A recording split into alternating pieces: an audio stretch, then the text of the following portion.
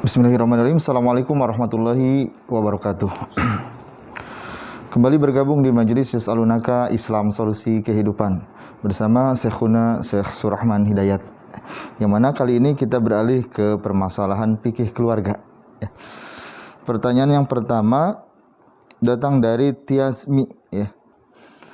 Pertanyaannya, sudah hampir 11 bulan saya dicerai dan masih digantung. Dan apabila anak-anak mengingatkan masalah nafkah, si suami nggak pernah respon, maunya diingetin terus, dan masalah saya masih dicerai gantung. Apakah tindakan suami saya itu dibenarkan? Bismillahirrahmanirrahim. Allahumma shalli wa sallim ala nabiyyina Muhammadin wa ala alihi wa sahbihi ajma'in wa ba'du. Cerai gantung. Sesungguhnya nggak ada kategori cerai gantung. Ya cerai atau belum cerai.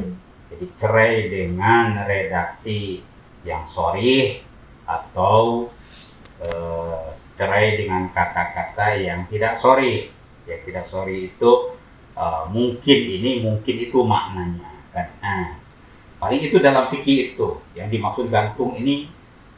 Ini kalau memang sudah cerai, yaitu berarti kan sharih kan.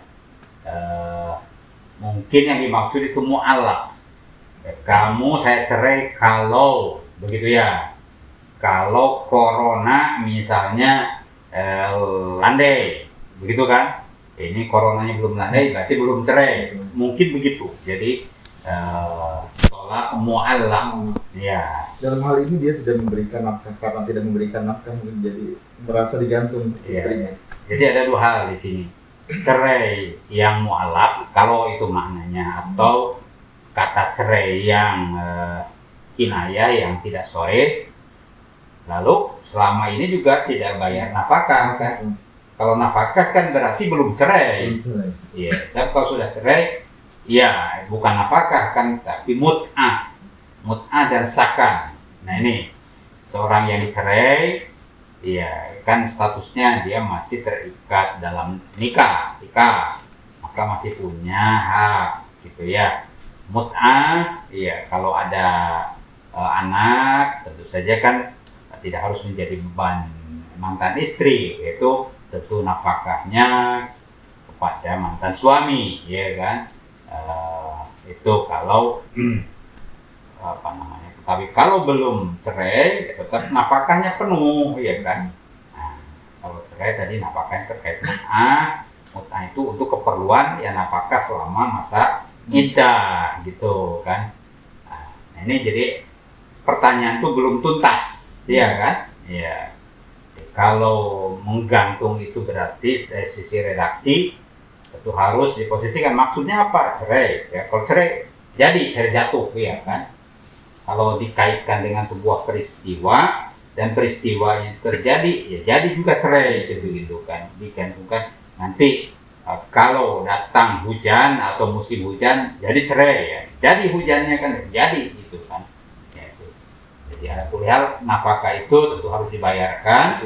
Apakah belum jatuh cerai atau sudah jatuh cerai, karena ada tentu keharusan memberikan mut'ah sebagai imbalan dari nafkah. Baik, jazakumullah khair. Pertanyaan berikutnya,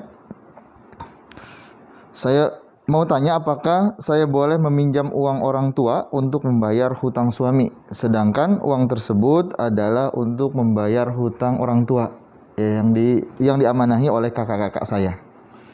Ini agak pabaliut nih pertanyaannya. Jadi membayarkan hutang orang tua punya hutang. Orang tua punya hutang, terus mau dibayarkan, otomatis keluarganya patungan. Nah, uang patungan ini mau dipinjam sama suaminya, apakah diperbolehkan? Oh, sudah terkumpul, suaminya ini nakal, mau Karena punya hutang juga, merasa punya hutang juga, dikumpulkan di istrinya. suaminya merasa punya hutang ke pihak lain. Pihak lain. Terus pertanyaannya, bolehkah ngasih pinjaman ke suami? Dengan uang tersebut, uang patungan. Dari sisi bolehnya boleh, tapi tentu manfaat dari memberikan utang kepada suami ini nanti ya, apakah akan bisa bayar dia kan begitu. Nah, kelihatannya kan suaminya tidak terlalu bagus ya kan. Nah, dari sisi bolehnya ya, orang baru kenal saja kan biasanya pinjemin dong, boleh kan, tapi kan itu riskan di Dibawa apa kabur. ya dikemprang. Jadi di situ suami ya boleh apalagi kenal, tapi apakah manfaat ya memberikan utang itu, soalnya orang yang memberikan utang sebagai yang punya piutang itu kan dapat pahala, iya kan. Tapi kalau asal-asalan jadi tidak dapat pahala karena kan ada idha'atul mal, hartanya jadi disia-siakan. Nah, begitu kan. Sedangkan yang berutang al-muqtarid boleh. Tapi kalau dia memang ya punya kemampuan untuk bayar dan ada niat untuk bayar. Tapi kalau ada niatannya tidak untuk bayar, udah dosa tuh. Dari boleh bisa jadi karohah, bahkan bisa jadi hurmah. Nah ini, jadi hukum syara itu bergerak dia sesuai dengan motivasi dan sesuai dengan akibat. Jadi ya, asal hukumnya boleh, tapi kalau udah tahu nih suaminya kayak begini kok dikasih, bisa makruh tuh. Kalau istrinya udah tahu sih. Begitu ya. Taib, jazakumullah khair. Pertanyaan berikutnya, saya mau tanya perihal apakah suami boleh pulang ke rumah orang tua setiap hari? Saya pribadi kurang suka suami pulang ke rumah orang tuanya setiap hari karena saya merasa beliau masih belum bisa jauh dari orang tuanya. Apakah itu diperbolehkan? Ya, wajib adil. Ya, i'dilu. Adillah kamu, wa aqrabut taqwa. Keadilan itu lebih dekat pada ketakwaan. I'dilu walau ala anfusikum. Ya, adillah walaupun agak membebani, ya, bahkan mungkin berpotensi merugikan dirimu, tapi keadilan itu harus ditegakkan, kan begitu. Nah, kalau terlalu sering dia pulang ke ibunya, itu mengakibatkan hak yang lain, hak anak, hak istri, ya dikurangi, itu kan tidak adil. Ya, mengingatkan orang, ya dari ya potensi melakukan kezaliman, ketidakadilan itu harus ya mendorong orang untuk orang itu tidak adil, membiarkan itu dosa. Itu kan. Dengan begitu dia akan tidak adil, lalu dibiarkan, ya dosa kan begitu. Jadi di sini masalah keadilan. Keadilan itu adalah amanat ya dari Allah Subhanahu wa taala, bahkan ke orang kafir saja harus adil, ya kan.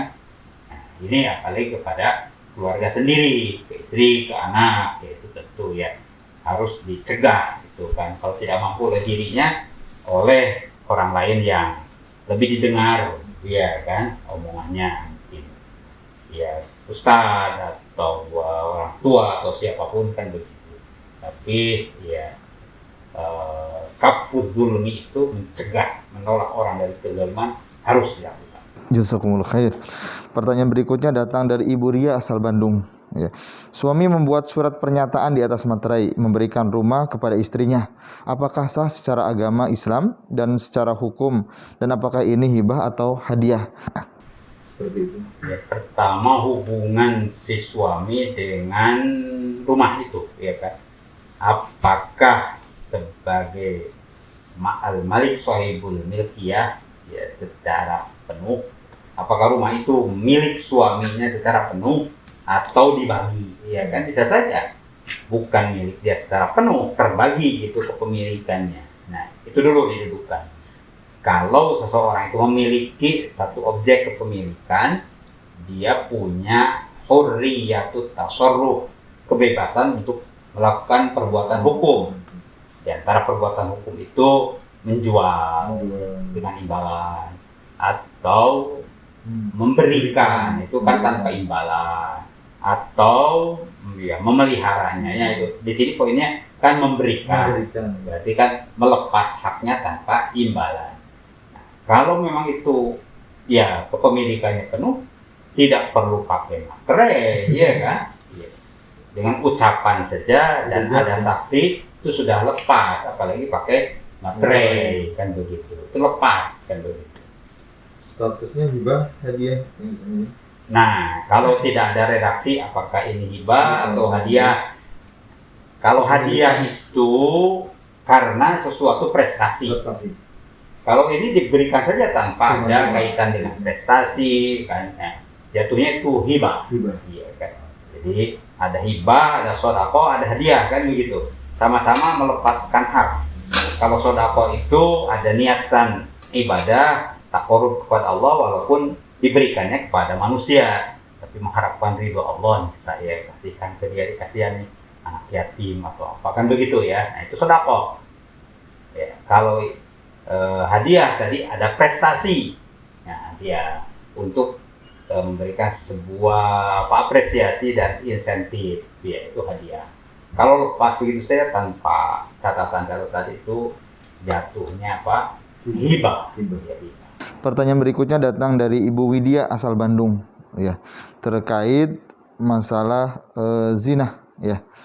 Walaupun Zina atau zina? zina. Apakah benar kalaupun hubungan pacaran itu dibangun sampai jenjang pernikahan, hubungan itu tetap dinilai dosa oleh Allah Subhanahu wa taala? Kan ada hadis Nabi SAW, ya kan, untuk menghindarkan orang itu dari maksiat, ya kan. Yaitu soal mata jelalatan, ya, memandang ya yang tidak halal, ya kan. Nah, ya, kan disebutkan, ya, al-ainani taznia, kan ya, kedua mata itu bisa berzina juga. Wah, kaget kan para sahabat, loh mana mungkin kok mata ini berzina, kan begitu. Bukankah zina itu ya melalui alat yang tertutup, ya, wa zinahuma an-nazaru, zinanya itu ngelihat, jelalatan, kan begitu zina. Tuh, kan. Maka ya, dalam Islam ya tidak boleh ya lepas pandangan itu, ya, kecuali tadi ada namanya an-nazrah fujaiyah, melihat itu tidak sengaja, begitu. Tapi harus segera dipalingkan, itu nazrah fujaiyah, ya, tidak sengaja sesuatu objek itu lewat begitu kan, ya, atau ya kita melihat pas gitu kan, oh segera dipalingkan, ya kan. Sebab fa innalaka al-ula, ya, pandangan yang pertama yang fujaiyah tadi itu tidak diapa-apakan, boleh gitu kan. Tapi kalau diteruskan wa alaika al-ukhra, kalau yang kedua kalinya atau sekali tapi lama begitu, alaika itu dosa, gitu. Itu baru bab ya pandangan saja. Kalau ini pacaran mah tentu saja wah iya kan, nah itu lebih dari itu, ya kan, ya. Pertanyaan berikutnya datang dari Ibu Azizah asal Medan. Ya, saya mau bertanya, saya dan suami bertengkar 2 minggu lalu dan sekarang kami pisah rumah. Rencana saya akan gugat cerai pada hari Selasa ini karena masalahnya udah komplit.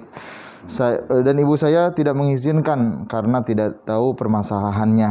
Ya, saya tidak mau menyampaikan ke orang tua karena orang tua ataupun ibu saya bermasalah dengan pendengarannya. Ya, apa yang harus saya lakukan? Ya, supaya saya tidak menggugat cerai, akan tetapi saya ditalak. Ya, apakah talak atau menggugat cerai, kan itu artinya mau pisahan ya dengan suami lepas, ada bubaran.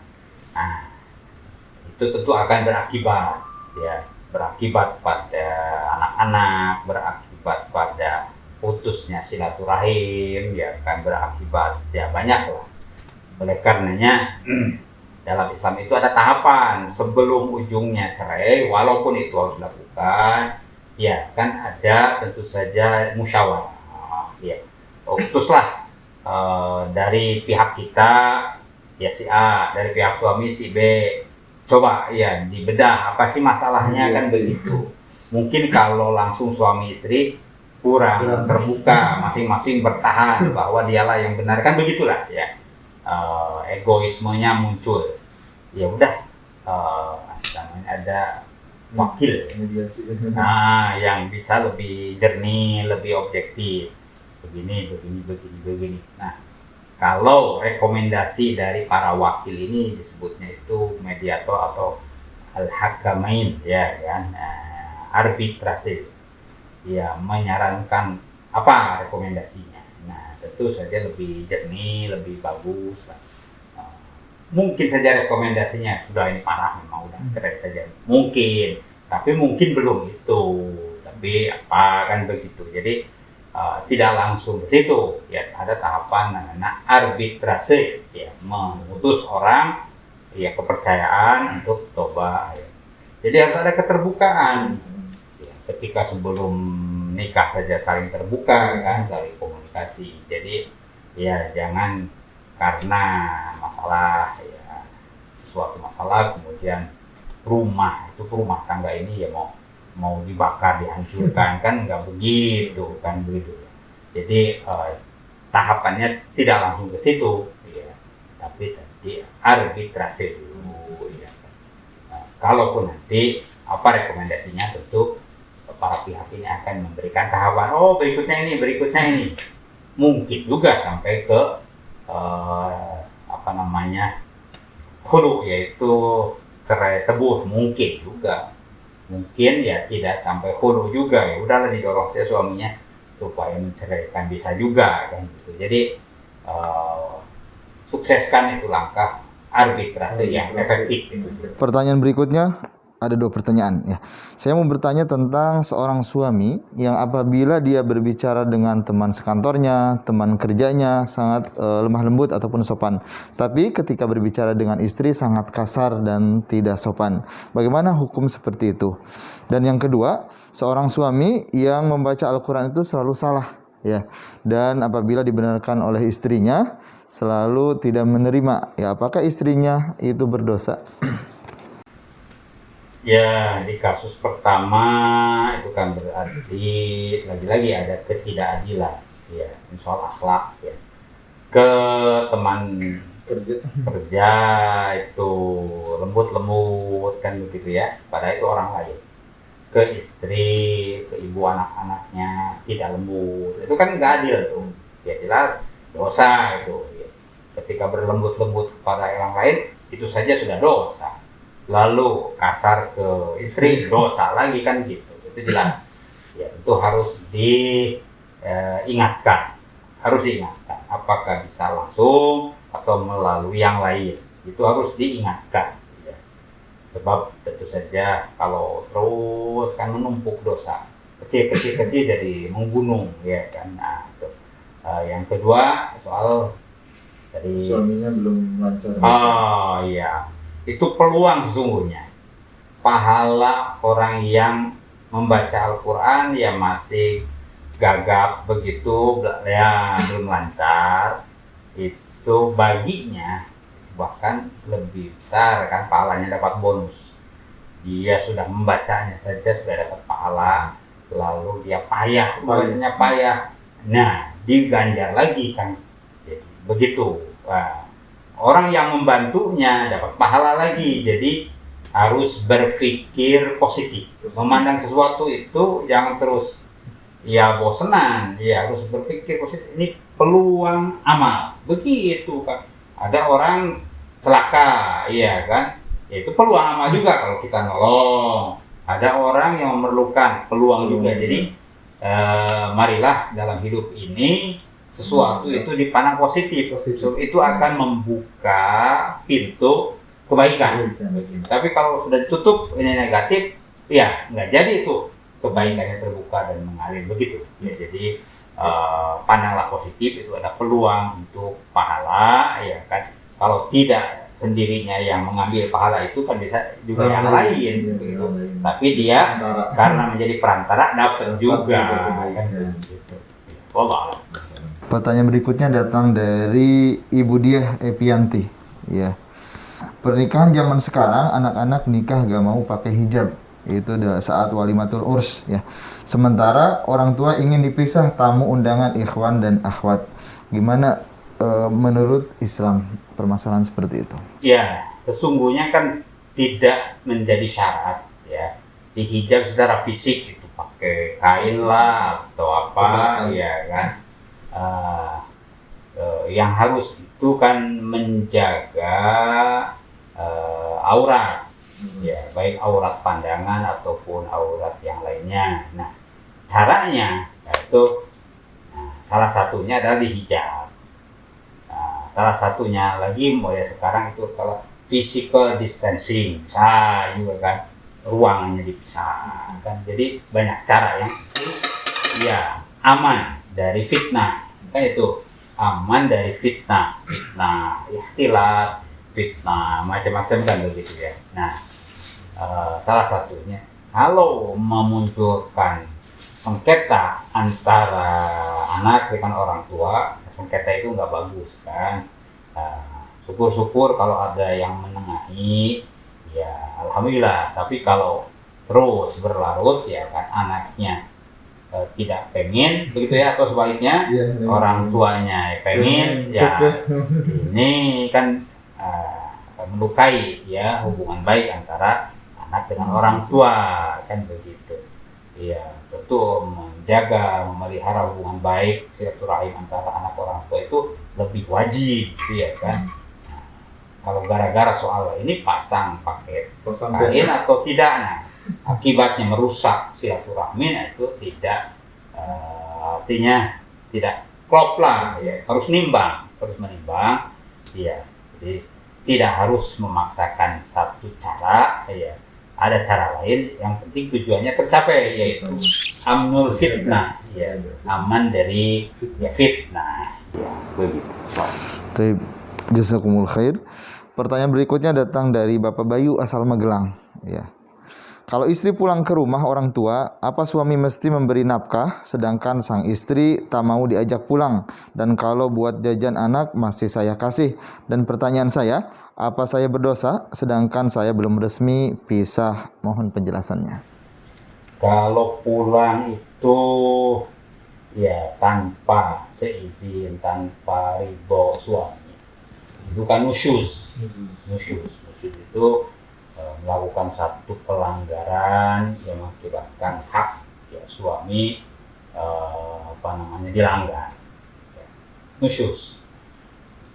Kasus orang nusyuz itu maka tidak punya hak nafkah, tidak punya hak muasyarah. Gitu. Kalau sudah harus diingatkan, kamu durhaka. Ya, 1 hari 1 malam saja nusyuz, la'anat ha'al malaika, ya kan, hatta tusbiha. Malaikat melaknatnya sampai subuh. Besok nyambung lagi nusyuz lagi, kan begitu. Nah, itu harus diingatkan, gitu kan. Nah, tentu malaikat kalaupun dia ibadat dan berdoa, khawatir ya tidak diterima kan. Nah, itu ya nusyuz ya tidak ada. Jadi tidak berdosa Pak Bayu ini. Apanya? Tidak berdosa Pak Bayu ini. Kalau tidak memberikan apa? Oh iya, tidak berdosa. Nah, tapi anak kan diberi. Anak tetap diberi. Iya, tidak. Berarti udah benar ya. Ya. Tapi jangan hanya itu saja, diingatkan. Diingatkan terus ya. Karena yang lebih penting kan ya mengoreksi, memperbaiki, bukan menghukum. Nah, ya menghukum iya, tapi sebelum dihukum sudah diingatkan belum kan begitu. Mungkin pulang juga ada masalah juga ya, pulang ke orang tuanya. Ya, tadi tahu lah bahwa itu tuh dosa. Nah, berarti kan dia akan ya menentukan sikapnya, mau terus berdosa, ya kan. Nah, itu penting ya diberikan tadzkirah, ya, pengingat. Pertanyaan berikutnya datang dari Ajeng asal Jakarta. Ya, saya seorang akhwat berumur 22 tahun. Ya, selama ini saya tidak tahu bahwa saya status dalam keluarga tersebut adalah anak angkat. Ya, jadi selama 21 tahun saya di rumah suka buka hijab, ya, di depan orang tua angkat saya dan kakak-kakak angkat saya. Ya, apakah saya berdosa selama ini dan apa yang harus saya lakukan? Kalau betul-betul tidak tahu, itu tidak dosa, ya kan? Kalau betul-betul tidak tahu. Tapi pihak yang tidak memberitahu itulah dosa, ya. Karena ada akibat hukum di situ, ya kan? Satu ajnabiyah perempuan yang lain dari rumah itu kan, bukan anak, bukan apa, ya, terus ya kan tidak diinformasikan bahwa kamu itu ya anak angkat kan begitu. Ya, walaupun memang dalam Islam ya tidak ada anak angkat, artinya ajnabiyah, ya itu orang lain ya, dengan segala hukumnya ya. Terus ya jangan diam saja. Nah, dia tentu yang bersukan perlu mencoba menyelami, ya kan? Tentu dalam bahasa isyarat atau body language itu adalah ya. Kan kalau normal itu bebas ya kan. Tapi kalau tidak normal ada sesuatu ya, kan ada kagok juga kan begitu. Nah itu tentu perlu cermat ya. Kok ini perasaan tuh mungkin ada sesuatu yang kurang pas kan begitu. Nah cobalah ya, itu penting untuk mencari kejelasan status, itu penting ya.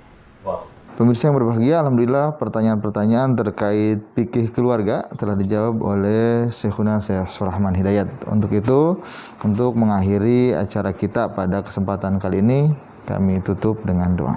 Para pemirsa rahimakumullah, dalam suasana yang tentu penuh keprihatinan tahun 2020 ya, nyambung ke 2021 ya, tentu ini adalah peluang juga bagi kita untuk lebih ya, mawas diri, untuk lebih mendekatkan diri kepada Yang Maha Kuasa Allah Subhanahu wa taala, pemilik segala sesuatunya ya kan.